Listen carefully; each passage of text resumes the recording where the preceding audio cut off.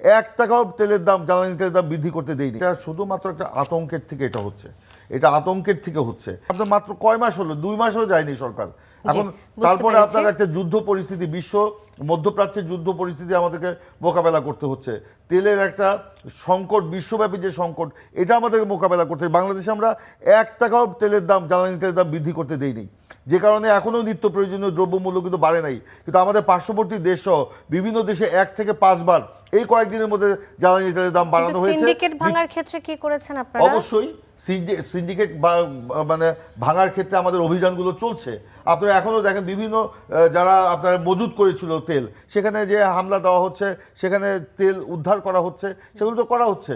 যদি তাই হয়ে থাকে তাহলে পেট্রোল পাম্পে গিয়ে এখনো মানুষ ঘন্টার পর ঘন্টা দাঁড়িয়ে থাকে। আজকে একটা রিপোর্ট দেখলাম 12 থেকে 13 ঘন্টা দাঁড়িয়ে থাকতে হয়। এটাও দেখেছেন যে আপনার একটা মোটরসাইকেলের মধ্যে যখন তেল দেওয়া হচ্ছে আপনার যে নজলের মাধ্যমে, সেই তেল উপরে পড়ছে, মানে তার ট্যাঙ্কির মধ্যে তেল আছে, তারপর সে কিন্তু তেলের জন্য যাচ্ছে। একটা আতঙ্ক সৃষ্টি হয়ে যাচ্ছে সবার মধ্যে। ওটা হয়তো একটা ঘটনা। আমি আরেকটা ঘটনা আপনার সাথে শেয়ার করব যে আজকে একটা নিউজ রিপোর্ট হয়েছে যেখানে 12 থেকে 13 ঘন্টা একজন মানুষকে দাঁড়িয়ে থাকতে হচ্ছে তেলের জন্য। এটা শুধুমাত্র একটা আতঙ্কের থেকে এটা হচ্ছে, এটা আতঙ্কের থেকে হচ্ছে। আপনার এক একটা পেট্রোল পাম্পে আপনি যে খোঁজ নেন, তাদেরকে আগে যে পরিমাণ তেল দেওয়া হচ্ছিল সেই পরিমাণই তেল কিন্তু দেওয়া হচ্ছে, কিন্তু এটা একটা রেশনিংয়ের মাধ্যমে দেওয়া হচ্ছে।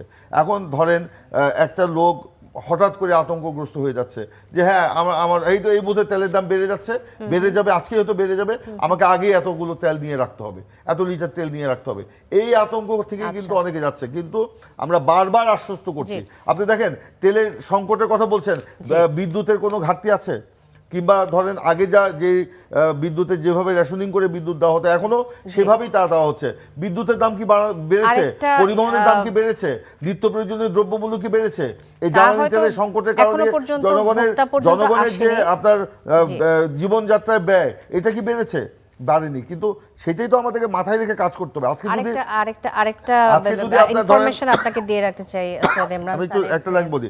আজকে যদি জ্বালানি তেলের দাম বৃদ্ধি পেত, তখন তো জিনিসপত্রের দাম 5 থেকে 7 গুণ বেড়ে যেত।